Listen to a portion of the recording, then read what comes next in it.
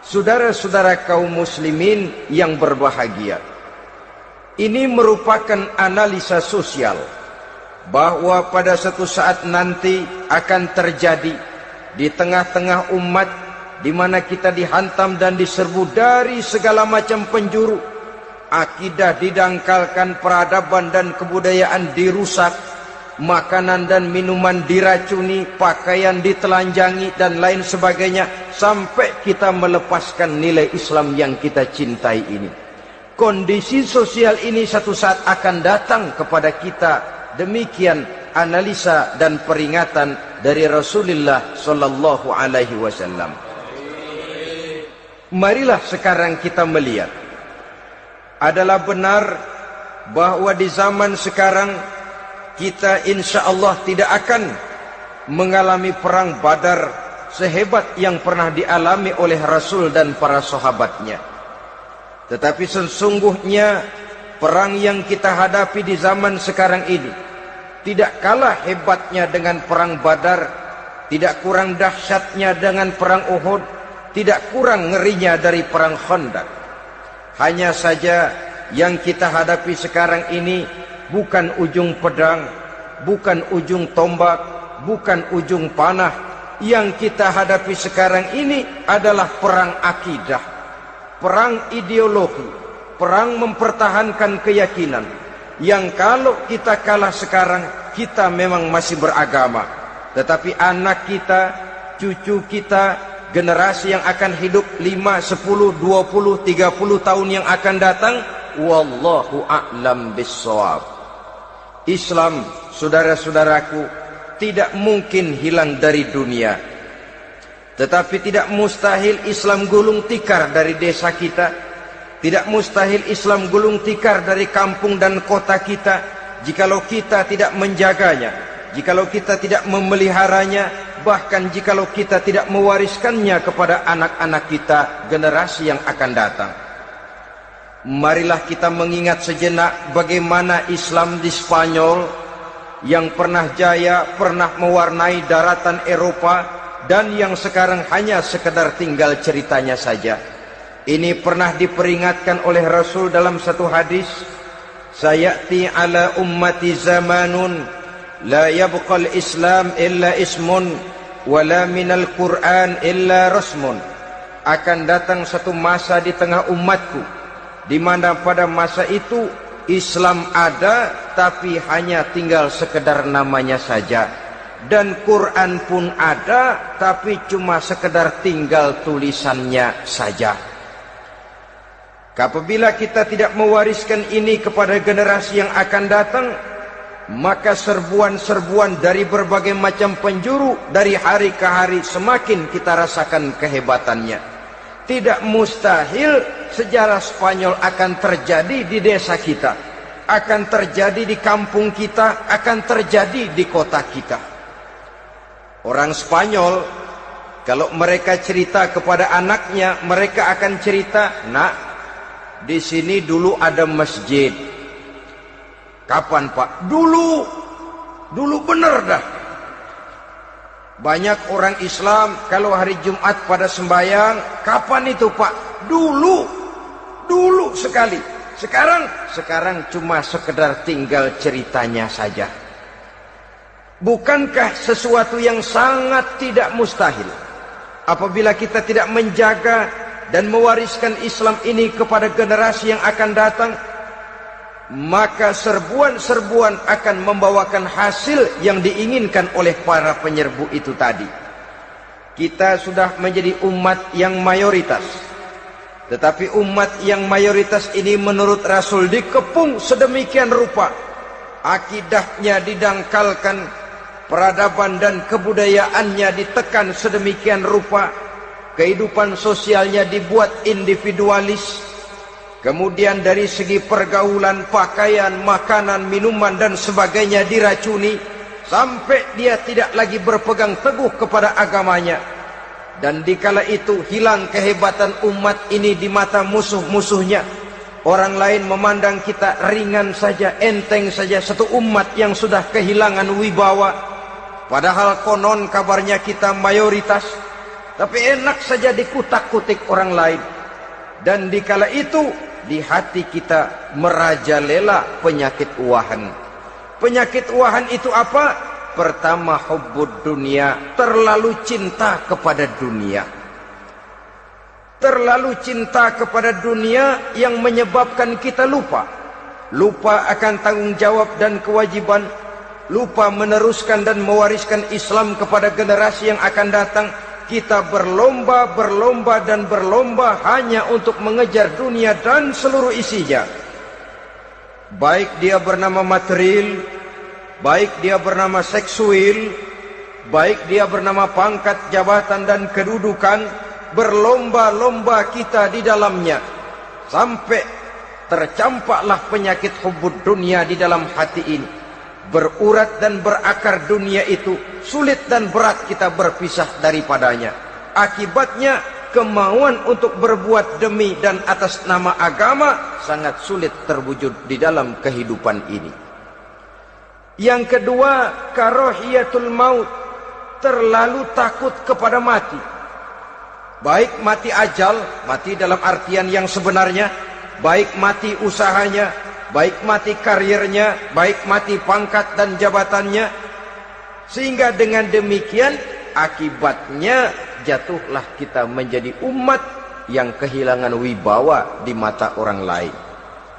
Saudara-saudara kaum muslimin rahimakumullah, saya katakan tadi, perang yang kita hadapi di zaman sekarang adalah perang akidah. Perang menghadapi peradaban dan kebudayaan yang menghancurkan moral daripada anak-anak kita. Perang menghadapi banjirnya maksiat dan munkarat. Yang di tengah-tengah itu, di samping berkewajiban menjaga diri dan keluarga, kita pun juga berkewajiban menjaga anak-anak kita, generasi yang akan datang. Mengarahkan dan mendidik mereka sesuai dengan yang dikehendaki oleh Allah Subhanahu wa ta'ala. Awal-awal Ramadan, minggu pertama, pasar sepi, masjid ramai, full house, meledak. Betul? Padahal Rasul memberikan contoh, kalau sudah masuk sepertiga yang akhir Ramadan, beliau sing-singkan lengan baju, hamparkan sajadah, lebih banyak di masjid daripada di rumah. Itu baginda Rasul. Tugas kita memanfaatkan peluang-peluang seperti ini dan mengisinya dengan berbagai kegiatan-kegiatan ibadah. Mumpung Allah menyediakan itu buat kita bersama. Tahun depan nggak ada jaminan kita ketemu Ramadan lagi. Karena itu mumpung senyampang ini diberikan kesempatan memasuki minggu-minggu 10 yang terakhir dari Ramadan, sing-singkan lengan baju, hamparkan sajadah dan berusaha lebih banyak di masjid. Di kita sholat ada imam, ada makmum. Betul? Makmum wajib ikut imam kalau imam benar sholatnya. Rakyat wajib ikut pemimpin kalau pemimpin benar mimpinnya. Masyarakat Islam ini loyal. Masyarakat Islam ini bukan pemberontak. Masyarakat Islam ini taat dan setia. Kapan? Kalau imamnya benar. Imam takbir, makmum. Imam ruku, makmum. Imam i'tidal, makmum.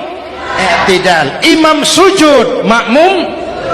Tapi kalau imam keliru, mestinya imam ruku malah sujud. Salah imam ini. Tegur. Siapa yang wajib negur? Makmum yang sop terdepan. Anggota DPR.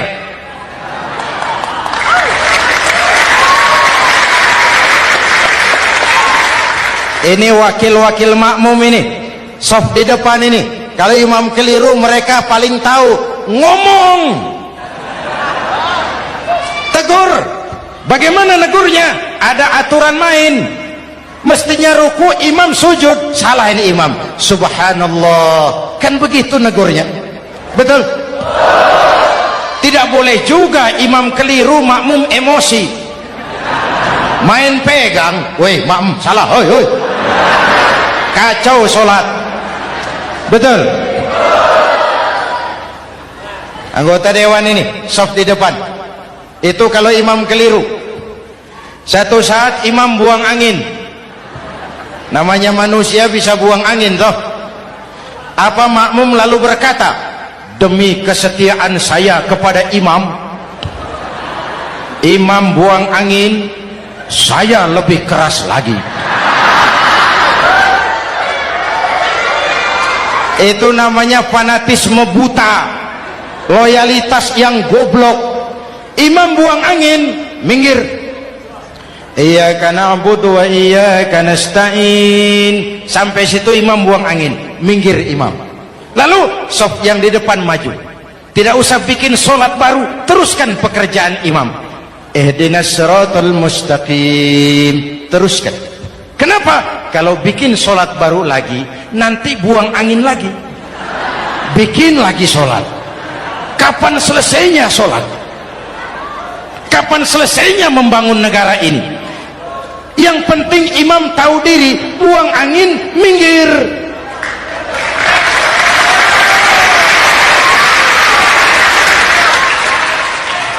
Ini kacaunya sholat berjamaah kita sekarang, kacaunya negeri kita sekarang. Banyak imam sudah buang angin, gengsi, diam aja merasa nggak punya salah.